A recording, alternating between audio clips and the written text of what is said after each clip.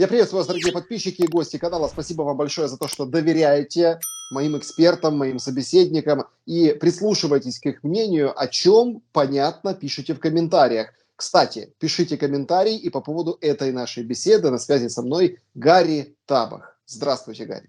Привет, Александр. Хочу тебя поздравить. Ты 4 дня в Ютубе, уже 150 подписчиков. Ну, ты даешь. Молодец. Ну, 4 не 4, но все-таки стараемся. И, кстати, вот эти подписчики как раз-таки с момента нашей встречи прошлой не могли дождаться встречи следующей и просили, настоятельно рекомендовали в этих же комментариях поговорить с вами, потому что действительно сейчас, ну, такое тревожное время, и вот, казалось бы, вот этот пик напряженности, вот он именно в эти дни. В эти дни, Да. потому что пасечник Пушилин с вот этими бумажками о том, что 98%, вот сейчас вот проголосовали, поехали в Москву.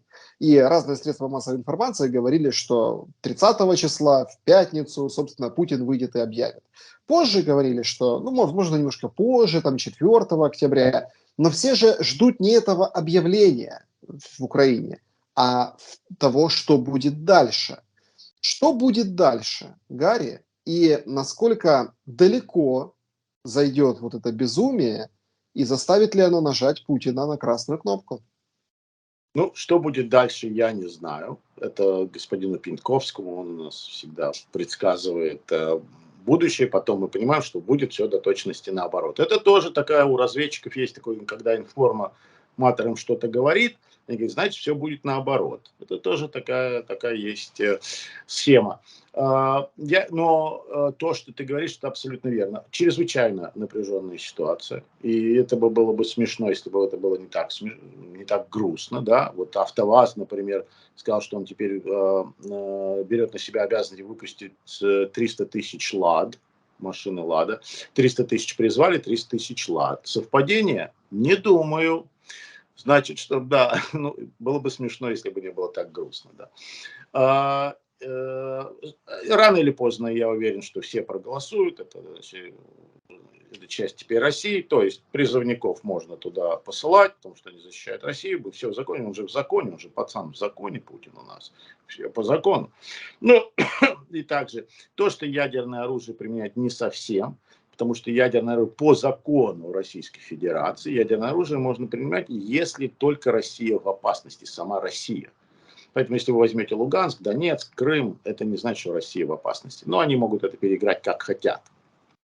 То, что многие эксперты говорят у тебя на канале, на всех каналах, что он не может использовать ядерное оружие, что мы следим, американцы, что мы знаем, что они не понимают, о чем они говорят. Есть очень много разных вариантов, есть очень много. И потом мы уже довели ситуацию до такого коления, когда этого вообще могло не быть. Если бы прислушались к вашему президенту перед началом войны, когда он сказал, дайте мне оружие, а не такси. Введите санкции перед войной, если вы знаете, что будет война. А ему говорят, копайте окопы, у вас 72 часа, и вообще Байден Кулебе, вашему министру иностранных дел, сказал, думайте о своих детях в первую очередь, о сынишке особенно, подумайте в первую очередь, что он натворил в Украине. Вот, и довели до вот этой сегодняшней ситуации, где весь мир сидит в заложниках перед ядерной войной. Да? Похлеще, чем в 1962 году, я скажу, потому что тогда был Хрущев, который боялся войны, он сам пережил войну, его сын погиб на войне. Брежнев вообще о войне думать не мог. Он был боевой офицер, хоть он был политрук, но он ходил в атаке. Этот Джеффлон так говорил, это у него было ранение в челюсть. Для него трагедия была вот этот Афганистан. Он помер из-за этого. Он так переживал, но это мне люди рассказывают.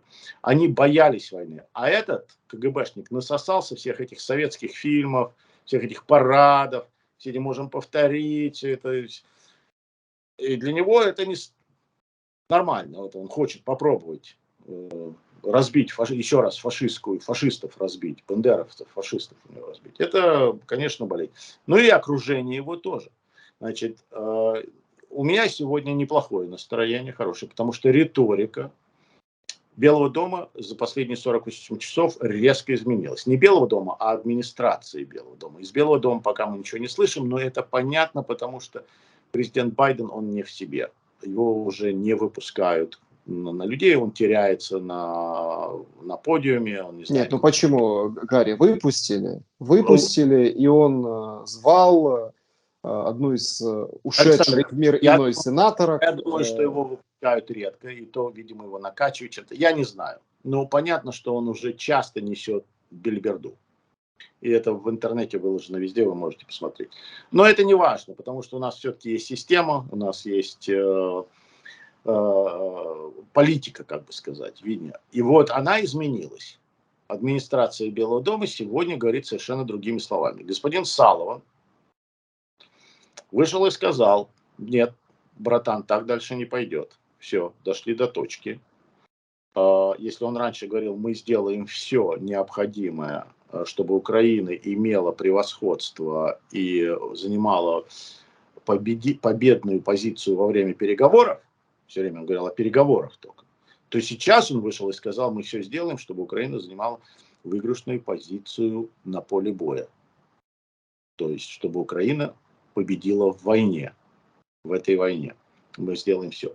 Это сильно он изменил, и было видно, что он говорит очень напряженно. Господин также, он сказал, что да, передали, значит, говорим мы с Москвой, и мы им сказали, не вздумайте. У нас есть план. Ну и правильно, что они этот план не оглашают, пусть те думают, какой у нас план, пусть сами гадают. Это как раз вы знаете, что я небольшой поклонник этой администрации, но в этом случае это правильно, я считаю, ход. Ну а самое главное, что господин Блинкен вышел и высказал. Есть такая небольшая деталь, которую люди не знают, это не объявлено. Его отец умер, и через 6 часов Блинкен еврей, то есть как отец умер, сразу же должны хранить. Умер на высокие праздники еврейские. То есть его похоронили в тот же день, что он и умер. Это большой шок для человека. Как бы там не было. Он умирает, сразу похороны, и через 6 часов после похорон, уже поздно, он выходит и говорит.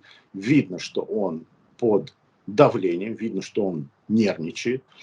И он тоже высказал свое недовольствие и сказал, что у нас есть план, и этот план мы осуществим. И мы не позволим шантажировать мир ядерным оружием, чтобы он не вздумал. То же самое и вышел наш товарищ Си, уже сказал, не-не-не, это не вздумай делать. Поэтому, конечно же, уже как бы просыпается мир, начинает говорить. Но, с другой стороны, оружия наступательного Украине не дают, ничего не объявлено. Продолжается. Вот, Выдали объявлено миллиард 100. миллиард 100, и там Миллиард. 18 «Хаймерсов», 150 внедорожников, радары, противобеспилотные средства. Это все прекрасно, но это не наступательное оружие. Это для обороны и для разбивания там, это тактическое оружие. Но наступательного оружия нет. Штурмовиков, вертолетов, танков, гаубиц, пушек, БМП, боевых машин пехоты, Брэдлис, то, что у нас называется. Этого ничего нет. Значит, ждем ленд-лиза. Выдали миллиард, миллиард 100, это опять же, чтобы в сравнении вам, это 3,5 дня в Афганистане. 300 миллионов каждый день в Афганистане. С кем мы там воюем, и с кем вы здесь воюете. Разница понятна. Поэтому ленд-лиз это другое. Деньги это все-таки деньги, это бюджеты, это Конгресс должен с этим согласиться и подписать. Я уверен, что Конгресс проголосует за это. Опять это политические игры и все остальное. Ленд-лиз это когда политические игры прекратились. У президента абсолютные любые права. Никакому бюджету это не привязано. Ничего у Конгресса он спрашивать не должен больше. Конгресс ему передал все уполномочия упростить, чтобы как можно быстрее передать все, что необходимо, чтобы разбить фашистскую Германию. С мая мы сидим, нету ленд-лиза. Хотя предложение по ленд-лизу было еще в январе, еще до войны было представлено в Конгресс. И разные уже варианты. И 6 сенаторов хотят предложили идти в обход Белому дому. МакКоннелл, глава республиканской партии в Конгрессе, предложил, что новый закон издать, что, мол, президент обязан это делать, обязан давать, но он не может, потому что он в меньшинстве. Ну вот в ноябре, надеюсь, что это изменится. Это может только в большинство вносить такие законы. Поэтому я считаю, что риторика изменилась, но действий пока нету. И я надеюсь, что в ноябре, может быть, это изменится, а может быть, мы все-таки добьем, я надеюсь, что мы добьем, и все-таки пойдет ленд-лиз, что все-таки он начнется. Но на сегодняшний день Байден запросил 47 миллиардов долларов для Украины. Ну, опять же, это пакет, это называется для Украины. В этот пакет входит борьба с ковидом, борьба с monkeypox, огромное количество денег в Южные Штаты для помощи стихийного бедствия. Вот у нас сейчас стихийное бедствие, видите, волны, это стихийное бедствие. Пару пальм упало, там, значит, стихийное бедствие в Южных Штатах. То есть, чтобы купить голоса в Южных Штатах для демократов в ноябре.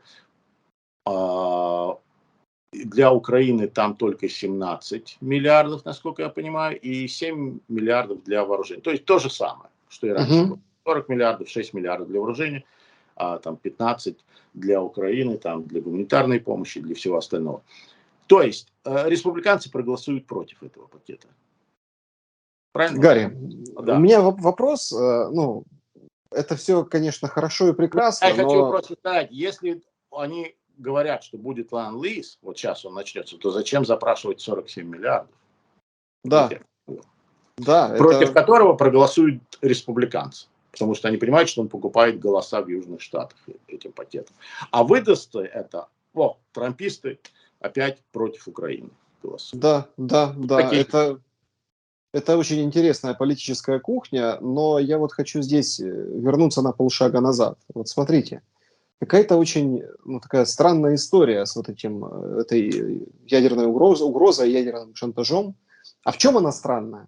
Потому что многие, ну, давайте я так назову, многие эксперты увидели параллели вот с 25 декабря прошлого года, потом вот то, что происходило с 16 февраля. Кто забыл, ну, это не страшно, очень много событий произошло. У нас был День единства, ну, так называемый. А тогда все ждали вот вторжения, которого не будет. Ну, такое ощущение, вот многие приходят к мысли, что вот сейчас происходит такая же накачка, как тогда, вот только сейчас и немного по другому поводу, по поводу применения тактического ядерного оружия. Складывается такое впечатление, что, ну, вот берут на слабо и, собственно, ну, вот стараются вот информационно, по крайней мере, так точно, заявлениями, о которых там и вы говорили, да, вот из Соединенных Штатов. Что говорят в Украине, это отдельная история. Ну, это понятно, это можно препарировать по-другому, но тем не менее. То есть если ставить там себя на место Путина, то его, ну, вот вынуждают это сделать. Вам так не кажется? Или это такое слишком горе от ума и слишком закрученная мысль? Для моего маленького военного мозга, я не знаю, мне кажется, если кажется, креститься надо. А какая разница-то, Александр? Вот Разницы по факту никакой, да. Вот какая разница? Дело все в том, что мы имеем дело с маньяком. И этого маньяка овцы не победят. Этого волка бешеного овцы не победят. Его может победить только еще большая агрессия. То есть такой же, как волк, но еще более агрессивный. Волкодав. И агрессивную Японию мы не могли победить. Только большей агрессией мы могли. Это скинуть на них сеть. Германию только разбомбить, вдрызг прах. Еще большей агрессией действовать против Германии. Никакими убаюкиваниями, никакими разговорами, никакими дипломатическими не работает. Не работает. Мы имеем дело с маньяком, который, у него есть фикция в голове, что он должен уничтожить фашистскую Украину и таким образом войти в историю. Вот это его такая цель. Все эти заумные вещи, я считаю, да какая вот там, я написал недавно вашей коллеге, говорю, вот что говорит один из этих, он говорит чепуху, он подставляет вас, он врет, он говорит не врет, он говорит неправду. Когда он мне написал, он говорит, ну, может быть, он ошибается, может быть, ну, он уже пожилой человек, может быть, он не имеет плохого умысла в этом, может быть, это он сам ее заформирован. А мне какая разница? Мне какая разница, у него умысел хороший или плохой, он ошибается или он врет. Он это делает, потому что он сидит на соровских грантах или потому что он полезный идиот. Мне какая разница, если он меня убьет своими вот этими подходами. Мне разницы никакой. Я что, на том свете святому Петру буду говорить, нет, вы знаете, он ошибся, поэтому... Или он не имел плохого умысла, там, или он на соровские гранты, понимаете. Какая разница, что он думает? Его уму надо расквасить морду и надрать задницу. И только таким образом он, может быть, отступит. Но не думаю, что он отступит. Но его окружение должно задуматься. Понимаешь, это крепостные. И они боятся барина, который их стягает каждый день. Они его боятся. Они отдадут ему дочь на изнасилование, они отдадут ему жену, чтобы он не издевался. И их бил. Ну, барин мой. А соседний барин плохой. И вот они будут этому барину, пока они не испугаются соседнего барина больше. И когда соседний барин их напугает больше, тогда они своего на вилы поднимут. Потому что они того будут бояться еще больше. Тут то же самое. Его окружение – это крепостные. Они забитые, они боятся. Ну, вы же видели перед февралем, когда он их всех повязал кровью, как они стояли, дрожали. Патрушев стоит, дрожит там. Это пока они не задумаются, не поймут, что мы еще сильнее, что они с нами закончат хуже, и их семьи, мы их уничтожим. Может быть, тогда вот они скажут, надо избавляться от этого маньяка. Он довел всех до ручки. Все, тут уже не шутки. Тут уже мы не сможем. Тут уже не сможет ни Лавров отчитаться, ни оленевод рогами там махать, крутить хвосты оленям. Это уже все не пройдет. Надо от него избавляться. Вот на эту стратегию, наверное, надо использовать. Поэтому надо быть жестче. А жестче быть, это надо, чтобы украинская армия была вооружена так, чтобы она могла перейти в контрнаступление. Сейчас зима, вы говорите, слякоть. Уже это будет сложно. А за зиму они окопаются. Особенно то, что они еще рабской силы сейчас набрали там 500 000, а то и 1 000 000 догонят. И они окопаются. И тогда это уже будет сложнее все делать. А это можно зависит от вот нас. глупый вопрос? Вот по поводу баринов очень интересная аналогия. Какого барина боятся больше? Простите, пожалуйста, но, собственно, если там, барин, ну, условный Вашингтон, да, условный, Ну, и, Запад. ну, давайте, барин Запад, да, а воюет-то Украина. Да, воюет Украина, конечно. Но я бы сказал не то, что воюет Украина. Кровь проливает Украина. Нет, воюет Украина. Но я имею в виду, гибнут-то украинские. И идут вперед. Вот сейчас, ну, мы будем следить за новостями, конечно, мы будем проверять информацию. Замыкается кольцо вокруг Лимана, жуткая истерика. Дай бог. Жуткая истерика у пропагандистов. Там открыта дорога на Сватово, Луганская область, собственно. Дай бог. Потому что я пока что вот после этого блицкрика победы под Харьковом все затихло. Ну, правильно, потому что все время не может идти. Нужны перегруппировки, нужны отдых, нужно много чего, чтобы вооружиться и опять дальше наступать. Но я не видел никакого окружения. И меня это, конечно же, настораживало и напрягало, когда все кричат: ура, мы побеждаем, мы победили, враг бежит, и победа за нами. А окружения нет. Вот дай Бог, чтобы Бог услышал ваши слова, и чтобы мудрость ваших генералов, выдержка, мудрость и храбрость ваших воинов замкнули это кольцо. Ну да, это совсем другая история будет, совершенно другая, чем вот это контрнаступление на Харьковском направлении. Потому что зима уже на носу, и это усложнит очень всего много. Да, Гарри, так вот про баринов.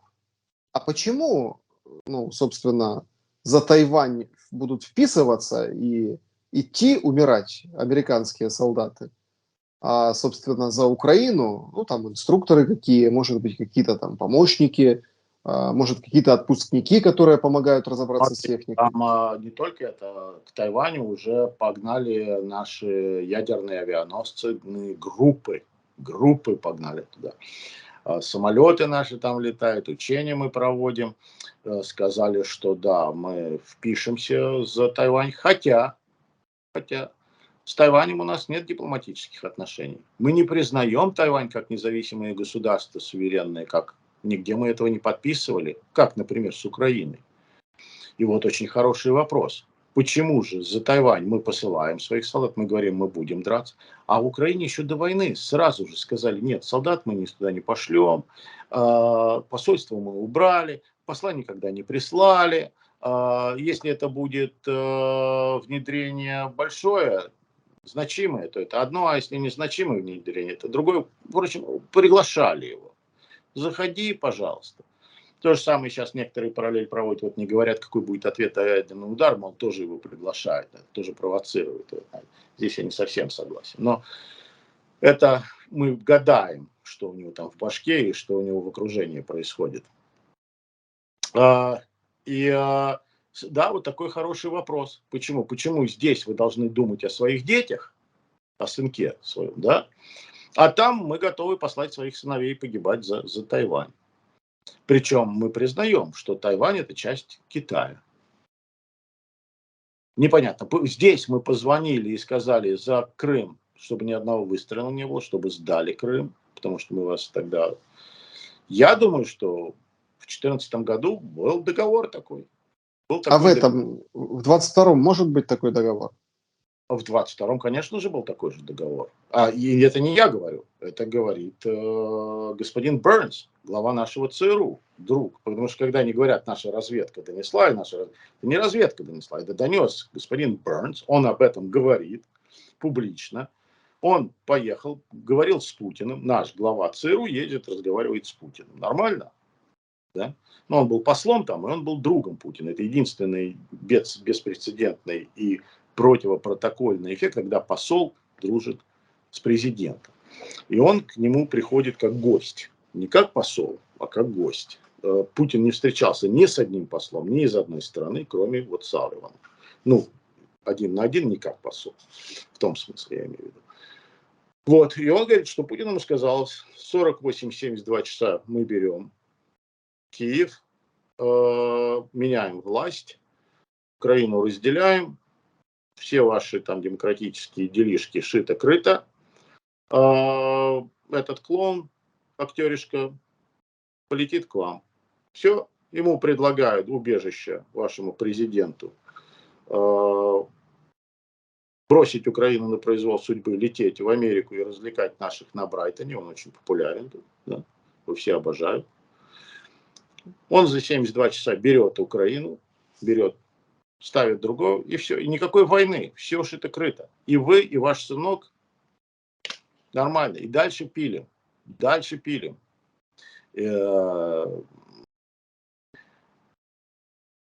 Не сработало. Президент оказался не клоуном, а президентом войны. Украинская армия оказалась не бандеровская банда бандитов, а армия, которая встала насмерть.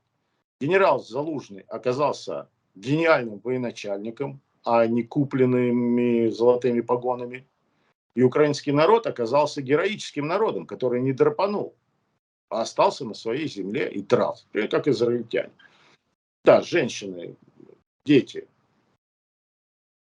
как можно больше спасли, а мужики практически там, 90%, 80% остались воевать. Не потому, что границы были закрыты. Вы же понимаете, что через любую границу есть пропуск. Ну, там больше надо. Больше надо. 2 пропуска. Знаете, вот тех людей... Этого же массово не было, как сегодня мы видим в России.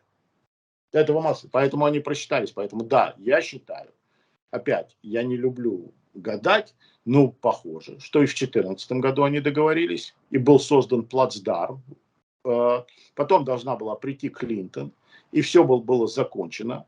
Но тут нежданчик, им свалился на голову Трамп, который ввел корабли в Черное море, стали летать стратегические бомбардировщики над Украиной, наши морские пехотинцы, Сибриз, которых таких не было учений, дал летальное оружие Украине, снял вето, которое было наложено Байденом и Обамой, санкционировал Северный поток и закрыл все консульства российские в Соединенных Штатах Америки.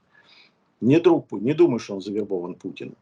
Приходят, они, конечно, кричат, он наш друг, а Байден это очень опасно для нас, Байден приде, порядок наведе. Приходит этот, снимает все обратно, уводит войска, уводит корабли, не присылает посла, то есть показывает все. И начинает все время летать господин Салливан тоже, ну и господин Бернс, глава ЦРУ Москвы, и говорит, что вот такой план. Не я говорю, это он говорит, вот такой план. Поэтому копайте окопы и думайте о своих детях, господин Кулеба. То есть ваш министр иностранных дел в этот момент понимает, это опять не я говорю, это говорит он. Он в этот момент понимает, что помощи ждать неоткуда. Но когда увидели, что это не сработало, все провалилось, то уже американский народ из Запада говорит, подождите, украинцы дерутся, на них напали, мы должны что-то сделать. Ну давайте ленд-лиз подпишем. Подписывается ленд, но ничего не идет. И вот там пару хаймарсов, несколько гаубиц, туда, здесь, тут, там, еще в основном оборонительное оружие, и украинцы этим пользуются гениально. Гениально пользуются этим, профессионально. Сейчас обучаются уже и пехотинцы, танкисты обучаются на Западе. Конечно же, огромная заслуга идет одному человеку. Это Борису Джонсону. Я думаю, что если бы это Борис Джонсон не пошел против Давоса, против этой своры, то, может быть, сегодня бы уже Украины не было.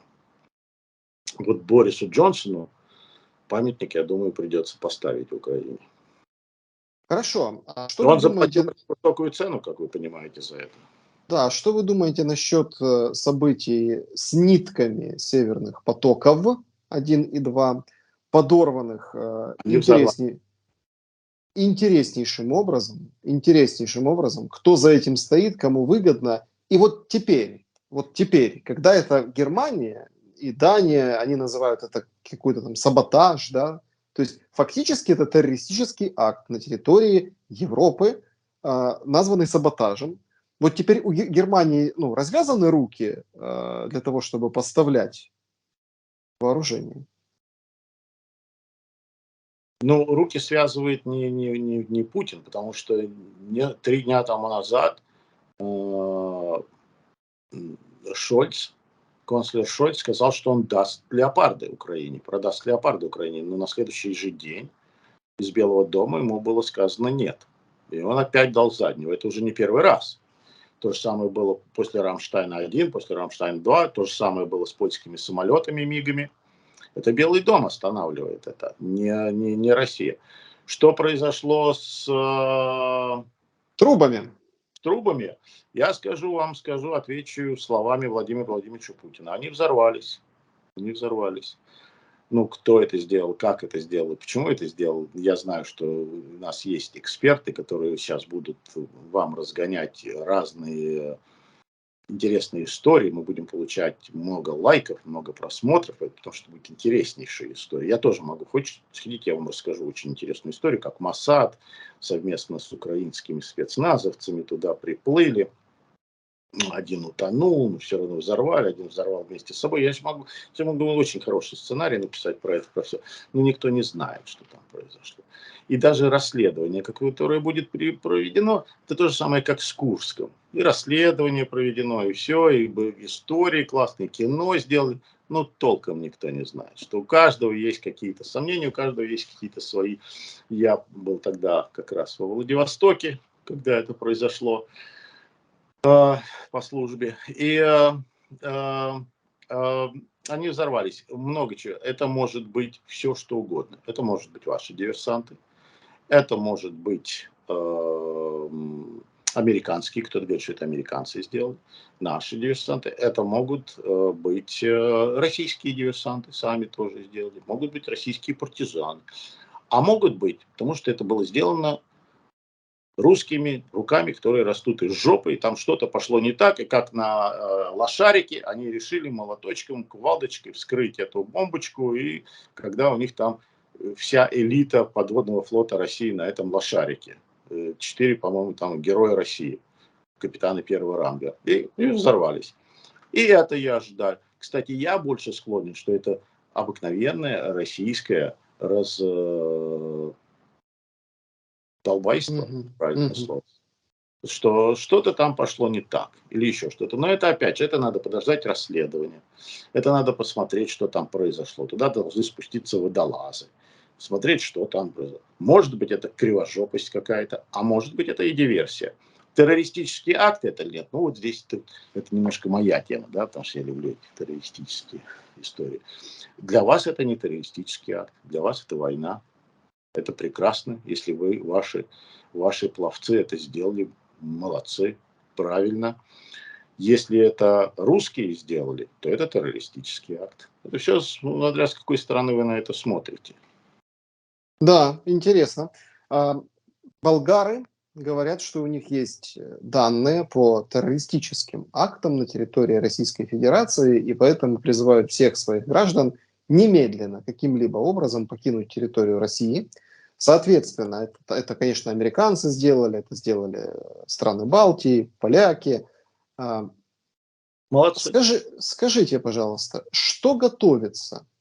Потому что самый простой вариант на поверхности, ну, который, ну, вот вышли же американские чиновники, ну, мы об этом говорили, пригрозили, а Путина это как бы не остановит, и тогда никто же не знает, какой есть план. Вполне возможно, что будут бить по территории России, а почему бы и нет, в случае применения Путиным ядерного оружия в Украине. Поэтому вот переполошились посольства, дипломаты и говорят: граждане, будьте осторожны, уходите или не будьте в скоплении большого количества народу.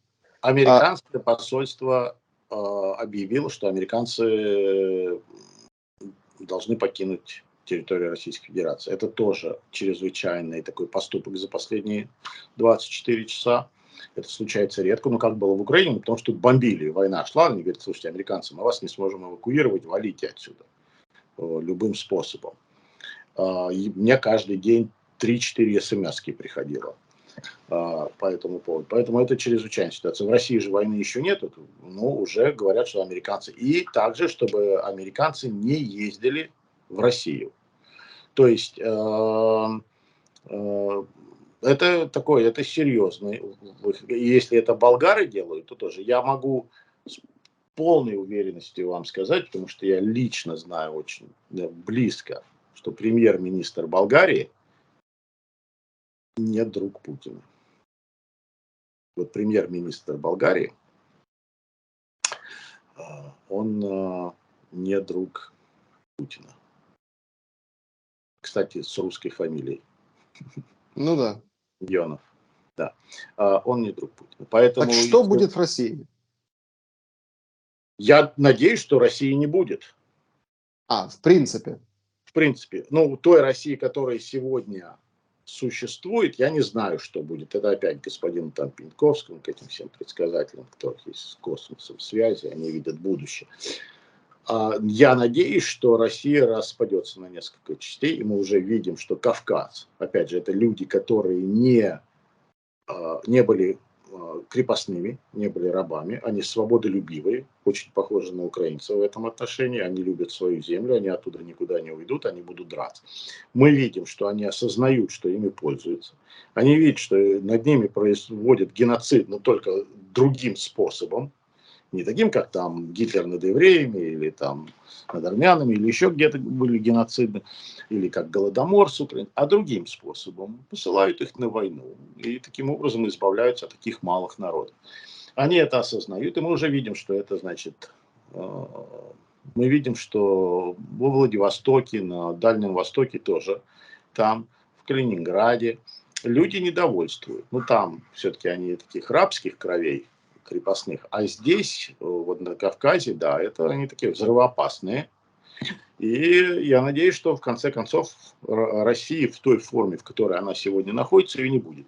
Почему я надеюсь на это? Потому что после Бучи, после этой войны в Украине, после всего, что творили здесь русские, я не оговариваюсь, не россияне, русские, то Россия в той форме, в которой она сегодня существует, мы с ней жить на одной планете не сможем.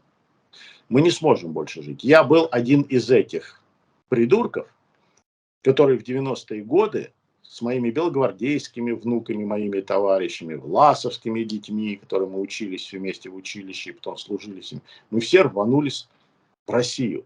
Все, закончилось. Коммунистическая... Ельцин извинялся в ООН, в нашем Конгрессе за коммунистическую партию. Все, они хотят быть в цивилизованном мире, как украинцы сейчас.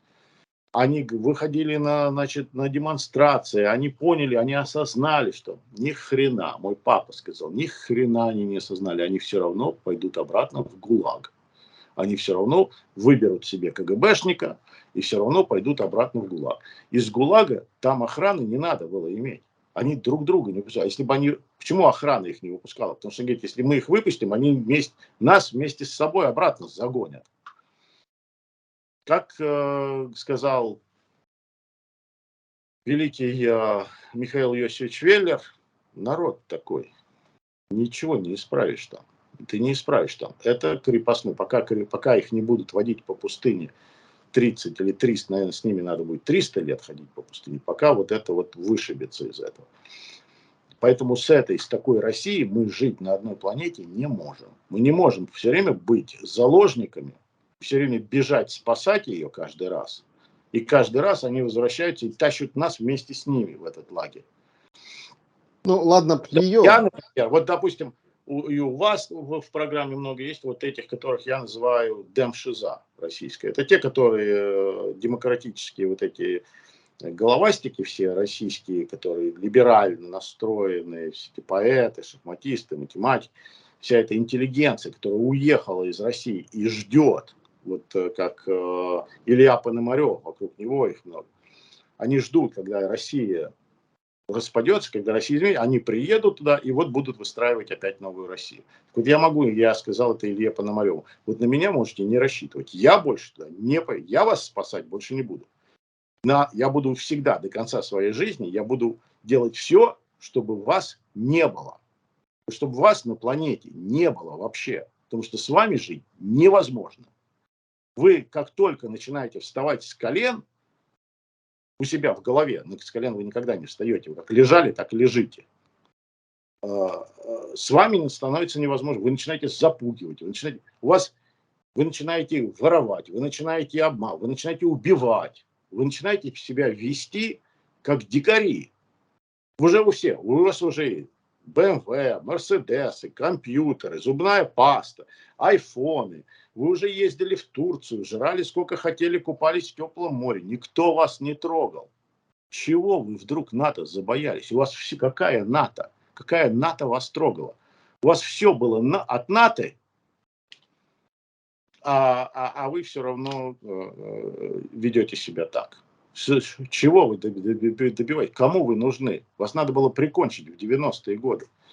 Ну, поэтому вот это вот демшиза, которую я называю, которую спать, на меня можете не рассчитывать. Я буду наоборот. Россия в той форме, в которой она существует, не может существовать с нами, с нормальными людьми, жить в одном доме, в одном дворе. Очень достаточно однозначные, резкие, понятные слова. Извините, пожалуйста. Я думаю, с удовольствием там российская пропаганда вырежет кусочек из моего видео, Да. и у себя там где-то в этих шальных студиях покажут. Единственное, что, друзья, вы когда будете вырезать, лайк поставьте. Это я обращаюсь к тем, которые... Подпишитесь. Да, и подпишите. Гарри Табах, да, вот. А взято с этого канала. Понимаете, понимаете, Александр, я помню, как и в НАТО, и в ООН, и везде с 90-х годов, где-то вот лет 10 до 2000, даже 2010 года, я выступал и говорил, нет, нам надо помочь России стать членом общества. Нам надо им помочь, мы должны им помочь, мы обязаны, как люди ответственные, как люди, которые хотят жить в мире, в процветании, как мы помогли Японии, как мы помогли Германии, как мы помогли Корее стать цивилизованным, частью цивилизованного мира, а не Северной Кореи. Ни хрена не вышло. Ни у меня, ни у людей, которые там в 17-20-х годах поехали. Поехали помогать, а они там голодомор устроили. И мы приехали, Гарри, и то же самое. Поэтому 6-7 раз, я думаю, рассчитывать не стоит. И я знаю, я, что мое окружение, вот из офицерского окружения, с которым я служил, из белогвардейских семей, там, из власовских семей, из армянских семей, с грузинских семей, люди, которые, ну, их предки, с украинских тоже. Я думаю, что мы больше не поедем спасать Россию. ну, вы понимаете, что и вам, наверное, напишут в комментариях, а как Америка спасла Югославию, а как Америка спасла Афганистан. Ну, Ну, да, на все это, конечно, есть свои. Я не говорю, что мы все время правы. Я не говорю, что мы приняли правильные решения каждый раз. Так, вот, как по мне, то с Ираком, конечно, может быть, можно было и по-другому действовать. Но про Югославию я могу вам сказать одну вещь, опять же, потому что я участвовал в этом. Люди приходили к американскому посольству и складывали убитых детей и женщин. Прям вот складывали их перед американским посольством и говорили: а где американцы? Где американцы? Идет геноцид. Идет геноцид мусульманского населения. Сербы нас убивают.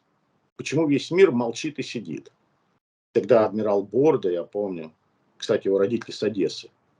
Его родители с Одессы, у него юмор был такой одесский. Он был командующим военно-морскими силами США. И он мне об этом рассказывал все. И он сказал, что если они не разминируют, то через несколько часов будет налет, и мы их разобьем. Все просили, чтобы американцы вошли. Но это часто так бывает. Они просят, чтобы американцы пришли, спасли, а потом говорят: Янки, go home. Почему-то они не складывали трупы ни возле британского посольства, ни возле немецкого, ни возле французского. Они складывали трупы убитых детей возле американского посольства. И когда мы отреагировали, конечно же, были... там не было массового убийства американцами населения. Мы защищали население. Там нет. Точно так же, как и в Ираке, и в Афганистане. У нас жесткие правила. Нету такого, да, везде, в любой армии, в любом, особенно в больших армиях, попадаются и психи, и душевно больные, и садисты, и то есть, но это исключение из правил. А здесь, извините, у меня как говорит, великодушно, тут это правило: грабить, мародерствовать, насиловать, убивать детей, бомбить госпиталя. Покажите мне хоть госпиталь один или школу одну, которую мы разбомбили в Афганистане или в Ираке или в Югославии. Нету этого. Мы один раз запустили ракету в китайское посольство. В одно окно сказали: извините, мы ошиблись. Но мы не ошиблись. Мы знали, что в этом окне. Китайцы сказали: еще раз так запустите, мы запустим в ваше окно. Мы тоже знаем, где ваше окно. Там были специальные окна. Все, больше ничего такого не было, чтобы по гражданскому какому-то инфраструктуру. Ну и посмотрите сегодня на Сербию. Посмотрите, как они сегодня живут. Если бы мы не драпанули с Афганистана, сегодняшний Афганистан, может быть, и там что-то изменилось. Посмотрите, ну, как история не любит сослагательных наклонений, конечно. курды живут себе тоже, не жалуются там, где были американцы. Не все идеально, конечно, я не говорю, что идеально, но если смотреть, то поэтому я говорю, мы призывали к этому и хотели помочь. Не получилось здесь тоже. Не получилось в Афганистане, не получилось в Ираке. Ну, в Ираке еще неизвестно, может быть, как-то и получится. Но в Иране мы сегодня видим, в Иране уже тоже что-то двигается с места. Да, да, и снова-таки на народной волне, народного негодования. Ну, давайте все-таки, ну, чтобы не на таком как бы мрачном завершать нашу беседу, тоне, да, вот я скажу, что Гарри Табах отмечен, его YouTube-канал, он как пользователь YouTube, перейдите, подпишитесь, поставьте Спасибо. лайк, посмотрите видео, это, ну, это важно. Это очень приятно нашим экспертам, когда вот их личные ютубы вы тоже посещаете. Ну и, конечно, если не подписаны на мой ютуб и смотрите это без подписки, лучше подписаться, конечно, и поставить колокольчик, чтобы знать, когда новые видео выходят на канале, и лайк этому видео обязательно. Финальный вопрос. Я его так готовил полегче, но это все, конечно, связано с нашей вот, вот этой темой, да, вот этой логикой, которую диктует Путин на вот этом излете, да, вот этих больших проблем и неприятностей, а мобилизацией. Но с необычным, ну таким женским уклоном, казахским женским уклоном. В соцсетях Казахстана, ну, в казахском сегменте соцсетей, Инстаграм, там другие вещи, скажем, ТикТок, ну, очень любят. Молодые казашки выставляют сторис там или видео и предлагают за 100, 200 и 500 тысяч рублей фиктивный брак пересекшим границу россиянам, мужчинам призывного возраста. Мол, вы тогда, собственно, вот как бы казахи, и вот и все, и не надо будет служить и ехать в Украину умирать. Удивительно, что, ну, насколько там, ну, понятно, что мы далеко друг от друга, ну, у меня там буквально там пара казахов было, таких, с которыми я мог общаться, как-то был знаком, ну, немного этих людей.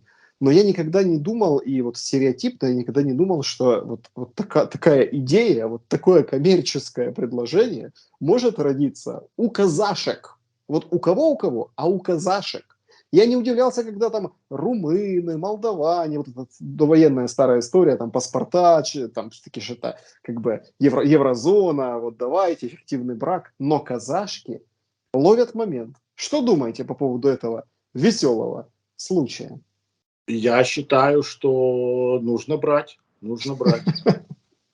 Если бы, не дай бог, меня Бог наказал, и я, знаете, это анекдот старый есть такой, когда в КГБ вызывают старого еврея, говорят, зачем вы учите иврит, зачем вы учите хибру? Он говорит, ну вы же советский человек. Он говорит, ну потому что когда я умру, я бы хотел с Богом говорить на его родном языке. Он говорит, а если вы попадете в ад? Он говорит, ну русский я уже знаю, поэтому ничего страшного. В аду я буду говорить по-русски. И это хорошая идея, это прекрасная идея, я считаю. Я думаю, что не только, я думаю, что такие хорошие идеи, они же не усиживаются, в них же нет границ. Я думаю, что это перекинется в Туркменистан, в Таджикистан, знаете, в Туркменистан, страна, которая тоталитарная, которая там $3 в месяц люди получают зарплату, даже туда бегут люди, даже туда русские бегут.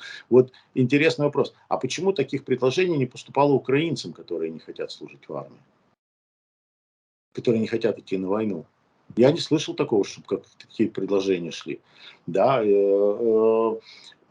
Казахстан вообще удивительная страна. Я служил в Казахстане год в посольстве там. Казахи удивительные люди, потому что напомню, что огромное количество людей поехала в эвакуацию в Казахстан. Моя мама была эвакуирована в Казахстан. Казахи принимали этих людей точно так же, как и узбеки. В Узбекистан тоже, в Ташкент. И там делились с ними, с людьми, с которыми они ничего общего не имели. Ни языка, ни религию, ни культуру, ничего. Они делились, они понимали, что у людей проблемы, дети, все. Они с ними всем делились. Было мне очень грустно наблюдать в Москве, когда я служил в Москве, когда вот эти дворники или шоферы, или еще кто-то, узбеки, казахи, как над ними смеялись русские, что они чурки и то, и все. И я говорил, вы понимаете, что они ваших родителей, их деды, бабушки спасали ваши, делились с ними последней лепешкой, вы скоты неблагодарные. И до сих пор мы видим и в Казахстане, что получилось. В Казахстан были сосланы чеченцы, поэтому там много чеченцев. Туда были сосланы немцы, поволжские немцы, там много немцев, там много блондинок. И там очень много русских, самих русских, которые почему-то не бегут в Россию, а остаются в Казахстане. Ну и украинцев традиционно и тоже Украина. много. Это очень многонациональная страна. И там прошло достаточно лет, когда они перемешались вместе. Поэтому там люди очень красивые. Ну, внешне красивые. И наверняка умные тоже, потому что когда смешиваются люди, они, вот как моя Шарик, да, она дворняжка, она волк с собакой, очень умная, очень красивая. И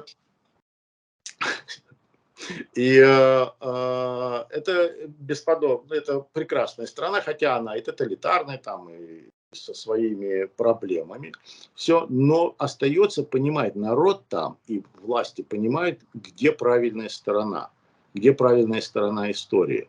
И они занимают вот эту правильную сторону истории, хотя они понимают, что их сосед, Казахстан — это огромная страна. Казахстан больше, чем вся Европа.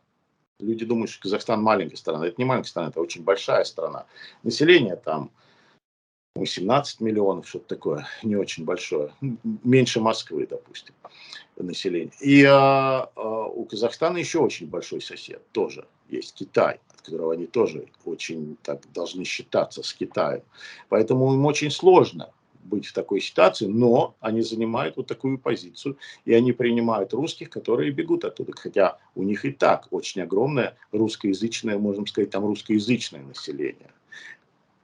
Там похоронен отец самого великого раввина еврейского Шнерсона. Вот эту библиотеку, чью Советский Союз скоммуниздил.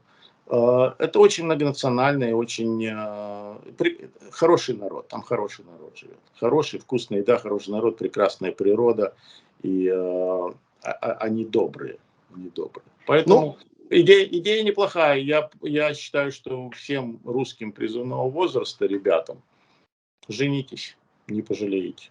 Женитесь, и, может быть, хоть здесь русские заплатят. Спасибо вам большое. Гарри Табах был моим собеседником сегодня. Спасибо. И, конечно же, берегите себя, дорогие друзья. Подписывайтесь на канал. И увидимся точно. До скорого. Спасибо.